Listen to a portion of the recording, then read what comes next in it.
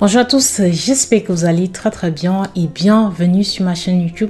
Dans cette vidéo, je prends quelques minutes de votre temps pour vous parler de 5 compétences techniques que vous deviez à tout prix connaître en 2025. Surtout pour ceux-là qui travaillent dans le domaine de la technologie, vous deviez avoir la connaissance. En fait, ces connaissances-là, ça permet déjà de mettre en avant votre profil. Et puis, ça va vous faciliter la tâche, surtout si ça arrive. En fait, je ne vous souhaite pas que vous perdez, par exemple, votre travail. Ces compétences-là, si vous en avez, ça va vous faciliter la tâche de changer d'un boulot à un autre. La première compétence que je trouve que tout le monde, là, ce n'est même pas seulement question de ceux-là qui travaillent dans la technologie devrait avoir, c'est vraiment la maîtrise, la bonne connaissance des outils d'automatisation et de l'IA. Oui, je parle de l'IA parce que comme vous le savez, depuis ces 2 dernières années, il y a quand même pas mal de changements, il y a quand même pas mal d'outils qui existent aujourd'hui.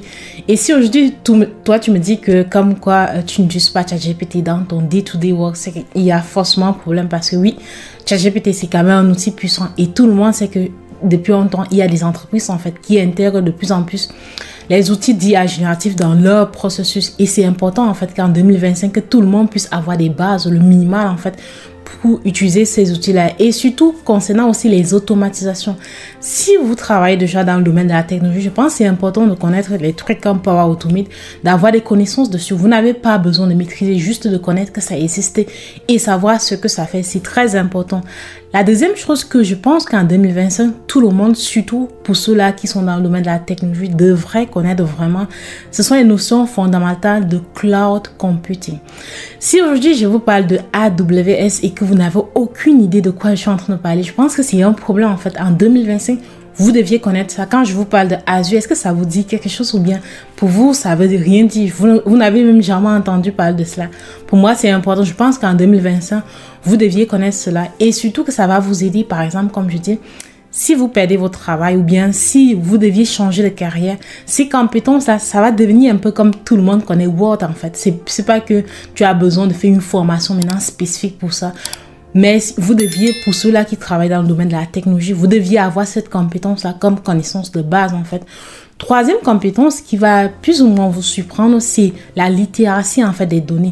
Si aujourd'hui je vous parle de tableaux et que vous me parlez d'un tableau, en fait, là, c'est un problème. Mais je parle de l'outil tableau, en fait. Je parle de Power BI, par exemple. Est-ce que vous connaissez? Pour moi, je pense que vous deviez avoir des connaissances dessus, même si vous ne l'utilisez pas dans votre job, même si vous êtes développeur. Je pense qu'en 2025, c'est ça bien que vous ayez des connaissances, en fait.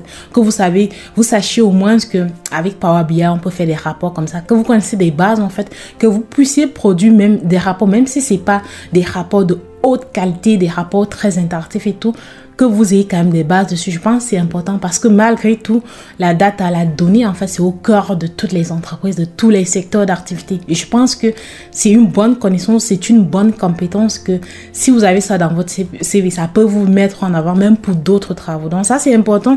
Donc ça, c'est la troisième chose que je pense que vous deviez connaître. Vous deviez inclure cela dans votre CV si à jamais vous voulez même changer de carrière et tout.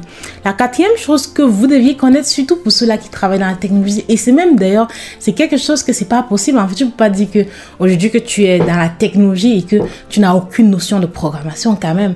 Aujourd'hui, je pense, et en plus avec les outils d'IA qui existent, il n'y a pas lieu que quelqu'un dise que je suis dans l'informatique. Qu'est-ce que tu fais dans la vie? Je travaille dans l'informatique. Oui, c'est vague, mais quand tu dis ça, il faudrait que quand on parle, tu connais quel langage de programmation? Même si tu n'es pas développeur, tu dois quand même avoir une connaissance des notions de programmation. Pourquoi? Parce que c'est important en fait. Le fait que tu aies des notions en termes de programmation, ça te donne la possibilité, ça te donne aussi l'aptitude pour les entreprises qui veulent t'embaucher, que tu peux apprendre facilement les nouveaux langages de programmation. Et ça, c'est quelque chose qu'il faut à tout prix l'avoir. Pour quelqu'un qui est déjà dans le monde de la technologie, je pense que vous deviez avoir. Si aujourd'hui on vous demande que tu connais quoi en programmation et toi tu dis que tu travailles dans la tech, en fait la technologie, et que tu ne connais rien du tout, tu ne connais même pas les notions de base de la programmation. Moi je pense que c'est un problème. Aujourd'hui je suis pas développeuse, mais je connais quand même la programmation. En fait je connais des langages de programmation. Et puis, ça arrive en fait que dans votre travail, il y a lieu que vous utilisez les langages de programmation. Donc, c'est important de connaître. La cinquième chose et la dernière chose, c'est vraiment côté sensibilisation, côté cybersécurité. Ça, c'est quelque chose de beaucoup plus global pour tout le monde et surtout pour soi. C'est important d'avoir les connaissances en fait de base en termes de sensibilisation, de cybersécurité.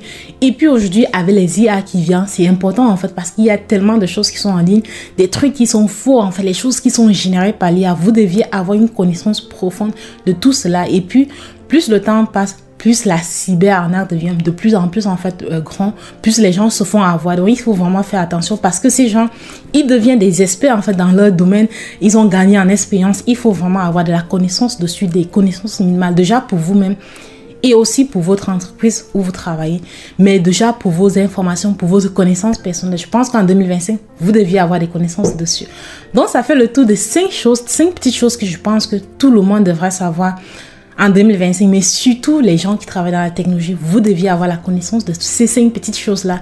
Et vous allez vous rendre compte, en fait, ce ne sont pas des choses qui sont très compliquées, c'est vraiment avoir la connaissance dessus. Par exemple, aujourd'hui, on sait que tout le monde connaît en fait Word, Microsoft Word, on sait que tout le monde, du moins presque tout le monde connaît Excel. Donc ça devrait être pareil en fait pour les gens qui travaillent dans la technologie, d'avoir une connaissance beaucoup plus globale sur ces outils-là. Donc j'espère que la vidéo vous a appris quelque chose et surtout que ça vous a plu. Et puis donc on se revoit dans une prochaine vidéo. Merci.